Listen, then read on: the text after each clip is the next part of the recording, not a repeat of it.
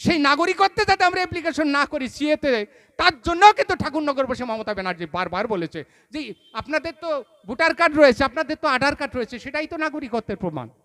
আমরা থেমে থাকিনি, আমরা প্রচার করেছি, আমরা বলেছি যে ভোটার কার্ড নাগরিকত্বের প্রমাণ নয়, আধার কার্ড নাগরিকত্বের প্রমাণ নয়। ভারত সরকার সিএতে আবেদন করব যে নাগরিকত্ব দেবে, সেটাই নাগরিকত্বের প্রমাণ। আপনারা শুনে অবাক হবেন, এই সারা বাংলায় আমি সিএর সবচাইতে বড় প্রচারক ছিলাম, এবং এই পর্যন্ত আপনারা শুনে অবাক হবেন যে 1 লক্ষ আবেদন করেছে এবং তার মধ্যে 50,000 লোক ইতিমধ্যে নাগরিকত্ব কার্ড পেয়ে গেছে। এইবার আপনাদের মনে একটা প্রশ্ন জাগবে যে আমরা বিজেপিকে কেন ভোট দেব, বলুন তো দেখি। দেখুন, বিজেপির কিছু সংকল্প রয়েছে, কিছু প্রতিজ্ঞা রয়েছে। আমরা বলেছি আমরা ভারতীয় জনতা পার্টি দল, আমরা ডক্টর শ্যামাপ্রসাদ মুখার্জির বিষয় নিই। আমরা বলেছি যে আপনারা যারা সর্বহারা আছেন, যারা প্রান্তিক মানুষ আছেন, যারা খেটে খাওয়া মেহনতি মানুষ আছেন, আপনাদের প্রত্যেকের হাতে কাজ দেবো, আমরা প্রত্যেকের হাতে কাজ দেবো।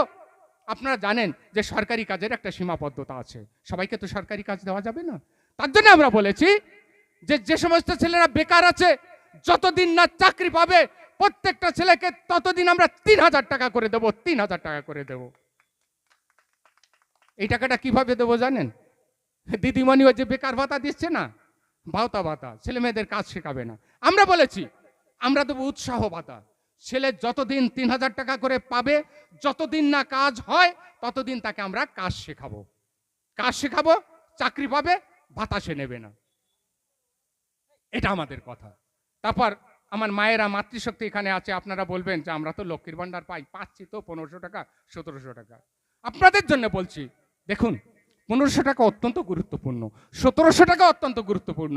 আচ্ছা, তার চাইতে বেশি যদি আমরা দিই 3,000 টাকা, আমরা বলেছি আমরা দেবো অন্নপূর্ণা ভান্ডার।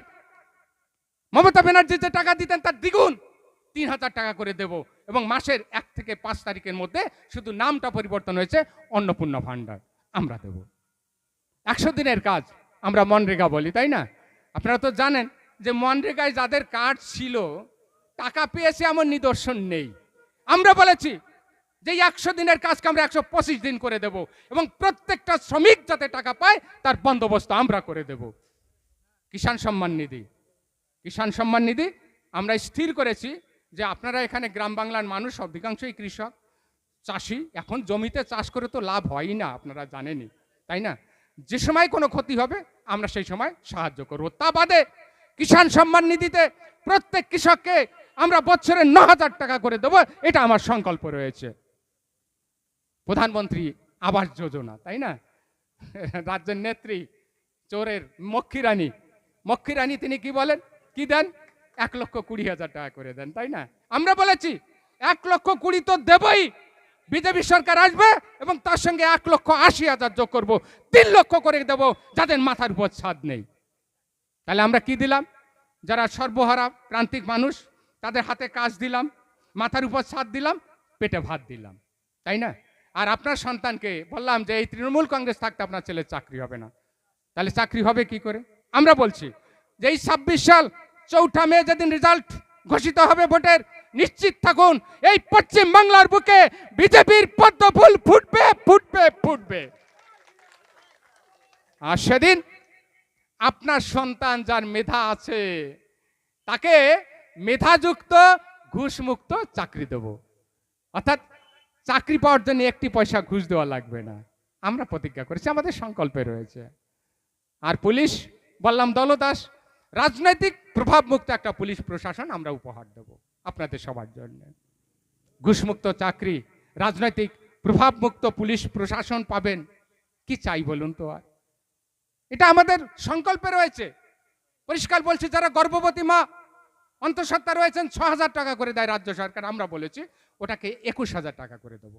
চাকরির জন্য যারা খাটবেন, বেকার ছেলে, প্রথমে তারা বই কিনতে পারে না, তাই না? চাকরি বাকরির জন্য আমি নিজেও খেটেছি, প্রতিযোগিতার জন্য অনেক প্রস্তুতি দরকার হয়, তাদের জন্য এককালীন 15,000 টাকা দেবো যাতে বই কিনে তারা পড়াশোনা শুরু করতে পারে, চাকরি নিয়ে যারা খাটাখাটি করবে। বুঝতে পারছেন ব্যাপারটা? লক্ষ্মীর ভান্ডার গেল, যুবসাথী গেল, আমরা